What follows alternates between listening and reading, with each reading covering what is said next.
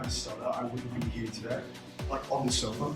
When you think of startups, you think of Silicon Valley. We're going to venture beyond the valley and paint a picture of the startup ecosystem and the innovation that happens right here on Gadigal land of the Eora Nation in New South Wales. We're going to feature diverse founders, investors and operators and hear about their origin stories that shaped them, highlights, lowlights, best practice and their visions for the future. Join me as we get a front seat to witness the phenomenal role of these startup superstars. This special live series of Startup Palette Show is proudly supported by Investment New South Wales. Investment New South Wales drives economic growth and prosperity for the people of New South Wales by bringing together business, government and priority markets to deliver on the government's strategic priorities and boost the state's innovation, industry, investment and trade. We would also like to thank Nakatomi, a venture studio for founders. If you have an ambitious idea that needs to be accelerated, Nakatomi are your people. They'll help you scale your business faster than you can on your own by providing you a best-in-class in-house team of strategists, designers, and engineers to help you validate, develop, and launch your bold ideas with confidence and imagination. If you have a promising pitch, reach out and say Nice2 sent you. Let's get started. Welcome to Nice2's Startup Palette Show Live. Welcome, Harikesh. Testing, great. Yeah. Thanks for having me, really. Appreciate it. My pleasure, and I am sorry for getting your name wrong because we're both Tamil. I assumed yours was a more common Tamil name. Pushpapathan's very popular. But for the audience, Pushpapathan means flower, so Pushpam is a Sanskrit word. Tamil's the oldest language, so we'll claim that one. Yeah. So your parents were migrants from Sri Lanka. What was their journey like moving to Australia, and how has witnessing their journey shaped you? It's actually something I think about quite often, especially as I mature. The short form story of my parents, they migrated from Sri Lanka in the early 90s, and they were skilled migrants, so both of them civil engineers. In Sri Lanka, life's made very easy for you. You're either a physician or an engineer, just pick one of the two and off you go. And they both arrived on the shores of Australia 1992, 93. They might crucify me if I get it wrong. And they arrived on the shores of this country. Effectively, they were chasing the money, and they were doing so to build the infrastructure for their kids and their family. My father would share anecdotes of him actually walking on foot through the motorways, through the tunnels to work. His first job was actually a photocopier. He would photocopy. If you would tell graduates, especially the university students here today, that there's an opportunity for photocopying, would you like to be paid for it for 6 months? They'd be like, that's embarrassing. But my father said, I'll be the best bloody photocopier on the planet. And he actually got internally promoted. He would work night shifts. He wouldn't barely sleep. And at the same time, my beautiful mother, she'd be at home by herself during the nights, taking care of 2 children. And that's the dynamic of my parents. And the way that I view my upbringing is that I've taken out this interest-free, zero maturity loan from my parents. Right? And the way that I repay that loan is not through dollars, is through capitalizing on every single opportunity that comes my way. A lot of people view your life is yours, but in fact it really isn't. And the things that I've done so far in my life, I've tried to capitalize on as many things I can do. And so that was really the story of my parents. My mother is Manjula, also a very popular South Indian name, and my father, his name is Pushpa. And actually, both of the names is the family from The Simpsons, just so everyone's aware. Well, I didn't know that was going to end that way, but it was a beautiful story. Growing up, you were an introvert, you also had a stutter. How did that create who you are now and bring out the observational nature that's inbuilt? The short form answer is that if I didn't have a stutter, I wouldn't be here today, like on this sofa. The long form answer is stutter is a developmental disorder. Usually kids, they grow out of it at 5-6 years post their critical period, which is 0 to 3.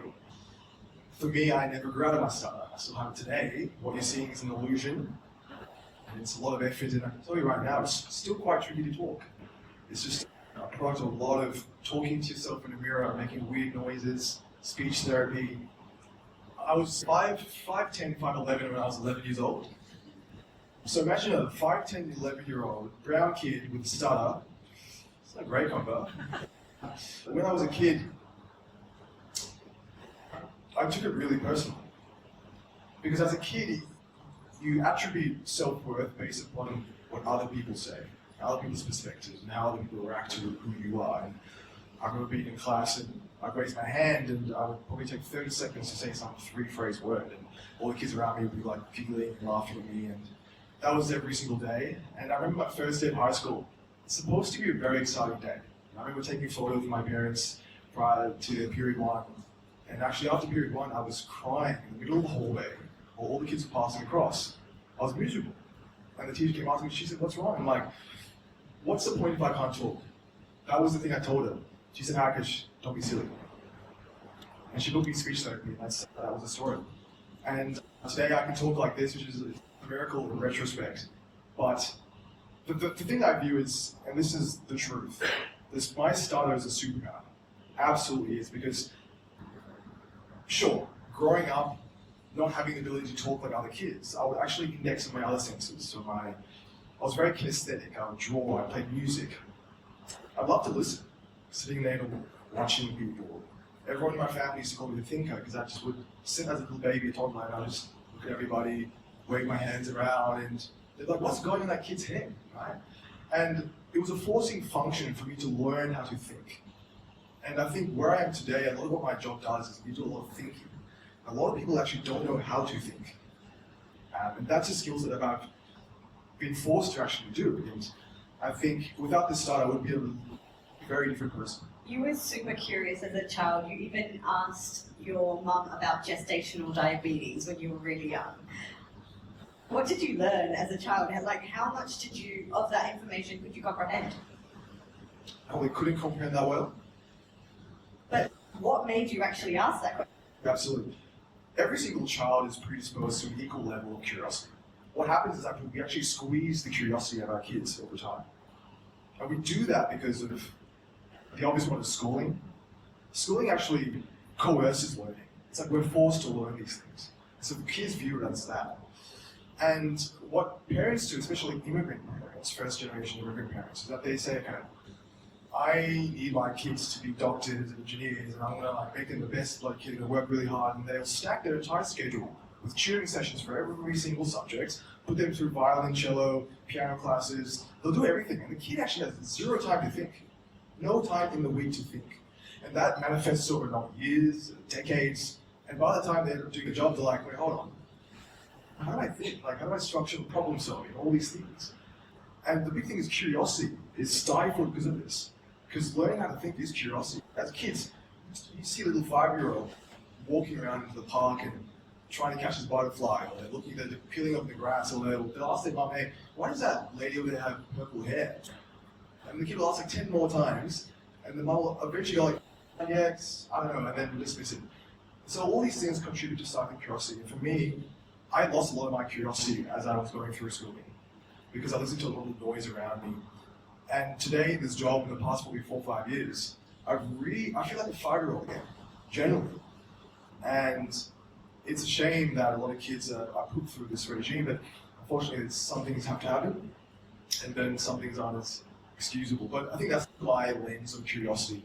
Everyone has curiosity. It's how does your environment actually bring that out of you? But you're a deep tech investor at the moment. What sort of founders do you see? Because it would be quite different from the tech founders that are generally known in the ecosystem. I think with deep tech, the way that I define deep tech is any kind of technology that is underwritten by scientific or engineering breakthroughs. The people behind these are the weirdest, nerdiest people on the planet. They're a bunch of introverts. They are absolutely terrible communicators. They're not great communicators of their research. What they do is they focus on their index on the technicalities of what they're talking about, as opposed to where the company's going 10 years and those things.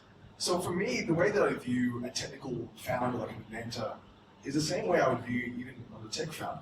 I look for how weird are these people.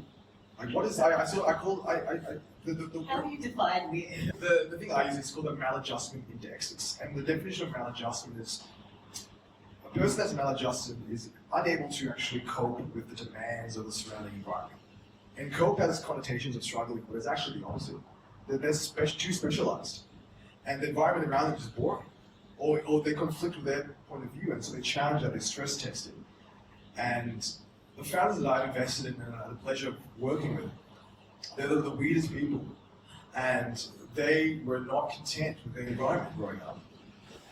Actually, look at the statistics. A lot of the top founders you see here were responsible for childhood crime, or they would steal stuff. And look at the most intelligent dogs, like border collies. If you leave them alone for 5 minutes, they'll go tear up something in the corner, tear a pillow, because they're so clever and they're so maladjusted to the environment. And so that's what I look at in deep tech founders too.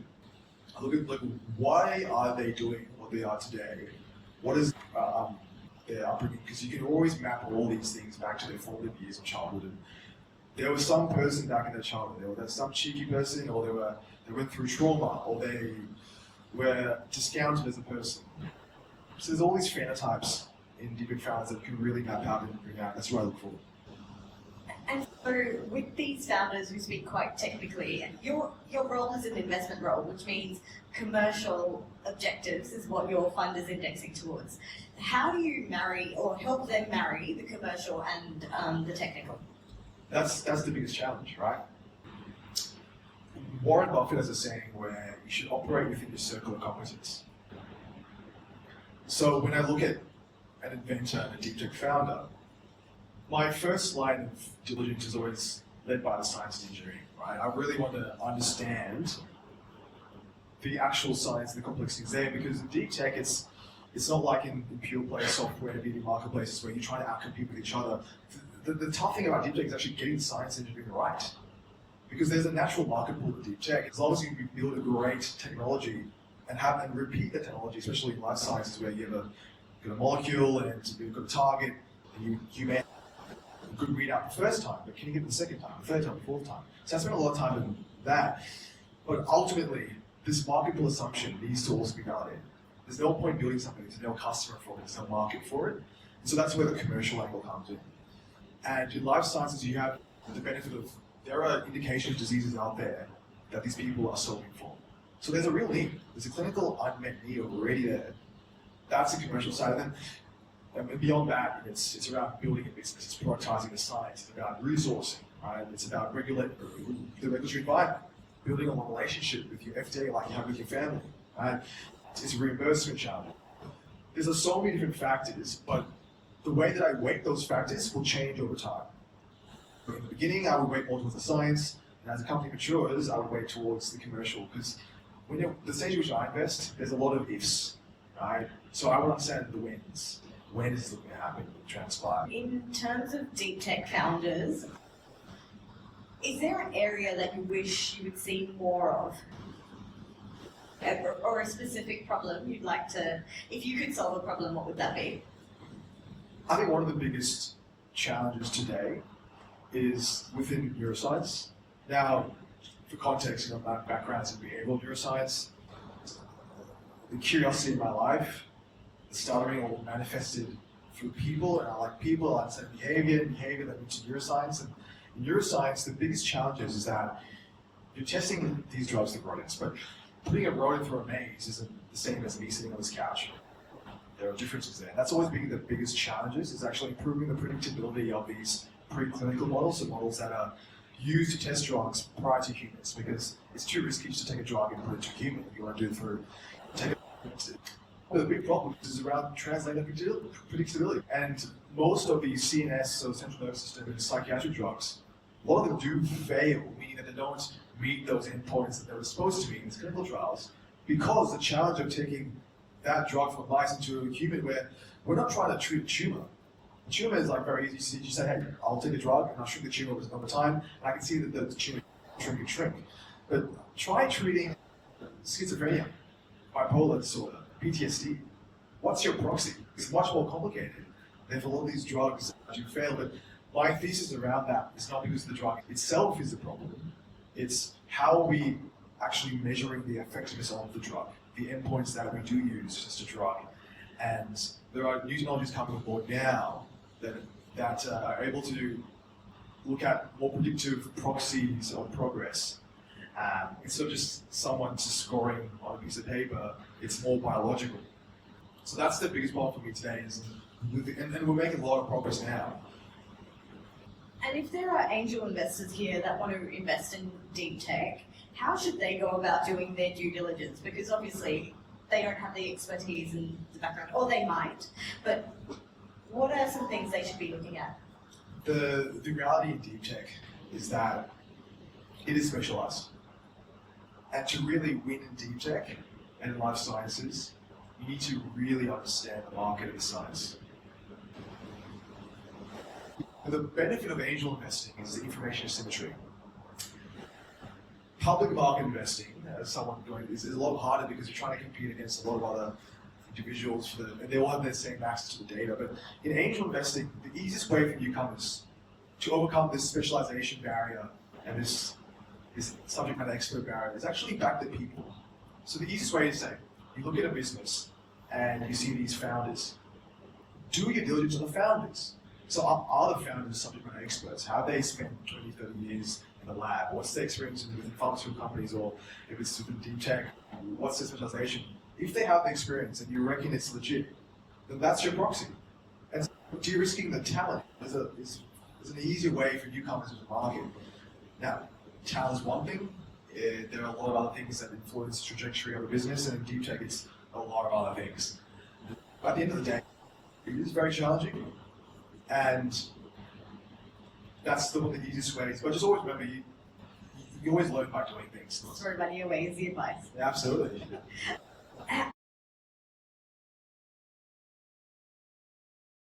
How long's the period for a deep tech company to build and then finally start to commercialize and go to market? It varies a lot. And there's this rhetoric in venture where it was like deep tech, it takes 10, 15 years. Can I tell you, tech companies take equivalently long to liquidate. Not always, but it's more comparable than you think. And for deep tech businesses, it ranges between, you can have an early exit like in 7, 8 years to as long as 15, 20 years in biotech, right? And there are a lot of factors outside of control. But on average, I would say that those two are the ranges. If I would look at our portfolio, we've had exits within 4 years. We've had exits, likely an exit within 8 years. Incredible. How much of your life did you create, curate, or chance upon? Create 50% chance. I would say 40% create and 10% curate, just because I believe that.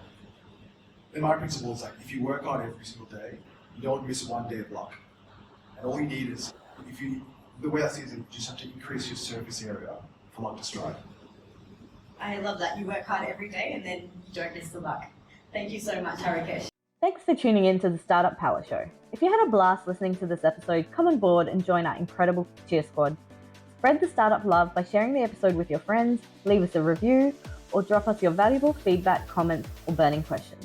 Stay tuned for our next episode, where we'll shine the spotlight on another startup superstar. I'm Preeti Mohan, and I look forward to seeing you next time.